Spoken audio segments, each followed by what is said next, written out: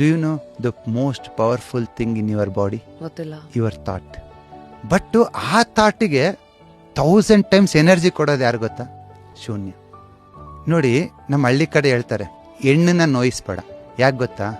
ಹುಡುಗರಿಗೆ 5,000 ಥಾಟ್ಸ್ ಬಂದರೆ per day, ಹುಡುಗಿಯರಿಗೆ 50,000 ಥಾಟ್ಸ್ ಬರುತ್ತಂತೆ. ನಾನು ಹೇಳ್ತಿರೋದಲ್ಲ, ಸರ್ವೆ ಹೇಳ್ತಾರೆ, ಸೈನ್ಸ್ ಹೇಳುತ್ತೆ. ಬಟ್ ಹುಡುಗಿಯರು ಇಟ್ಸ್ ಇನ್ ಎನರ್ಜಿ, ಇನ್ವರ್ಡ್. ಹುಡುಗರು ಔಟ್ವರ್ಡ್. ನಾವು ಇದನ್ನು ಇನ್ ಎನರ್ಜಿ, ಯಾಂಗ್ ಎನರ್ಜಿ ಅಂತ ಕರಿತೀವಿ. ನಾನು ನಿಮ್ಮನ್ನು ನೋಯಿಸಿದಾಗ ಏನಾಗುತ್ತೆ ಗೊತ್ತಾ?